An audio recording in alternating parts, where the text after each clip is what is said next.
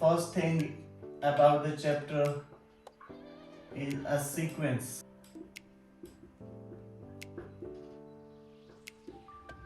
Is this a sequence? No, sir, it's not. Why? So a sequence in general means an arrangement. It's okay to have random numbers, but they should follow a pattern. This one, I can say this is the first element of this arrangement. This is the first number in the sequence. This is the second term. This is the third term, and so on. Minus 3, minus 2, minus 1, 0, 1, 2, 3. Now, suppose this is my sequence. What is the first term? Minus 3. So this is my A1. This is my A2. And so on. This is my A7. So what I want to say that you can see the number was actually starting from negative 3. The term was starting, the sequence was starting from negative 3. But the subscript will always start from 1. So your n will always start from 1. And in some cases, this n can start from 0. If there is no use of the first term, it can start from 0, but that is the maximum point for starting a sequence. So this number will always be starting from 1. That limit n approaches to infinity. You are familiar with this kind of thing. You used to say that when limit n approaches to infinity, f of x dx equal to, say, z. So what does that mean? N approaches infinity. It means the number of the sub-intervals of that whole big interval are infinity. I have a sequence n over n plus 1. Suppose this is a sequence. So first way to show me, now this is just an expression. It does not tell that this is a sequence or not. So if you want to show me that this is a sequence, you have to give me the expression in this way, n divided by n plus 1. This and you have to define what is n. So you will always write that, okay, my n starts from 1 and goes to infinity.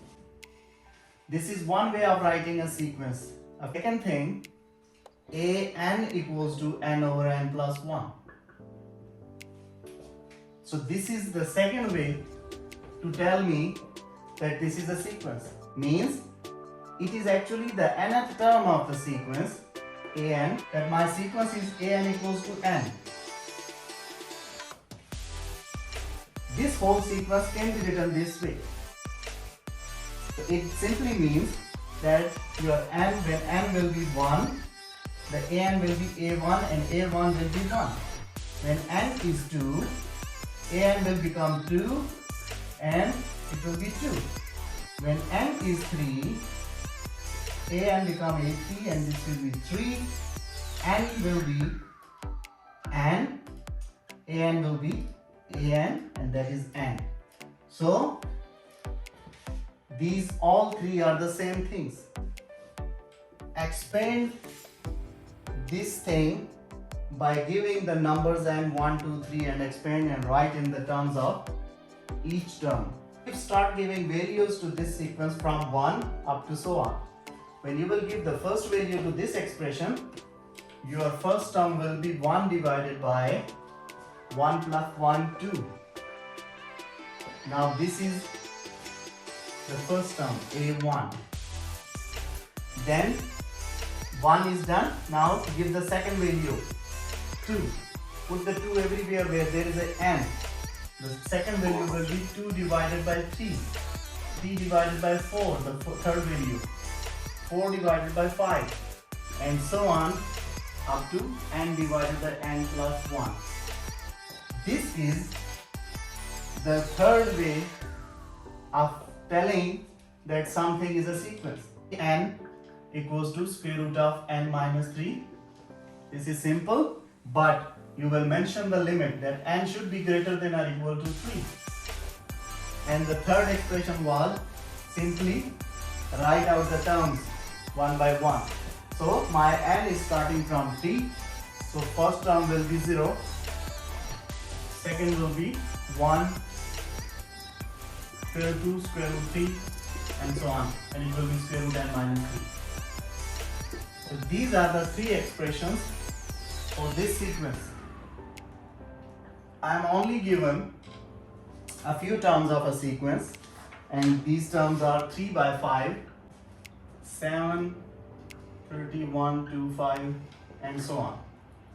Now look at here. Only few terms are given to me: A1, A2, A3, A4, A5. They just gave me 5 terms, and he wants me, the question is, give me the nth term.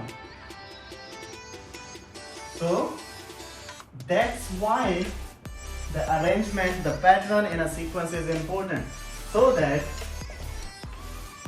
if you have few terms, you can simply look at them and get an idea that what kind of a pattern is this sequence forming. There are 3 kind of factors involved. One is the numerator, the other one is denominator, and there is also alternatively a negative involved.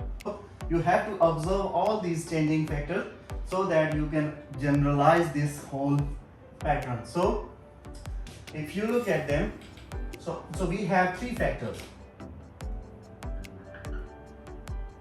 First one is the numerator. If you look at all the numerators, you can see that it is starting from 3, and then after them the first term has the 3, and then 1 is added in each next term. My n is starting from 1.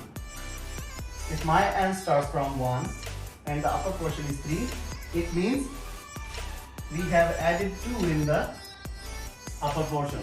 For the second term, n is 2, and go to the second term, n is 2, and in that 2 I have added another 2 to get the 4.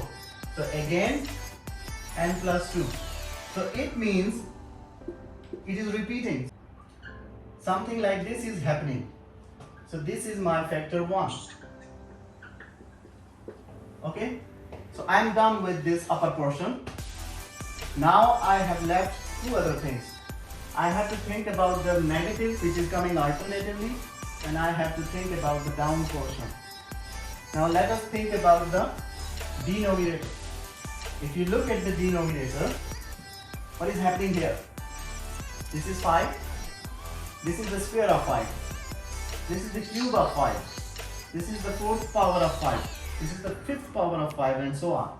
So in the denominator, when A1 means n is 1,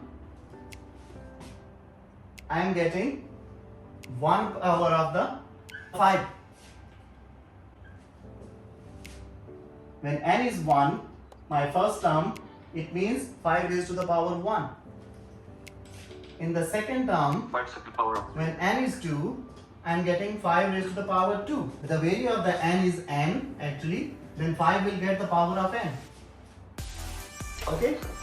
So the second factor tells me that it will be like this, 5 raised to the power n.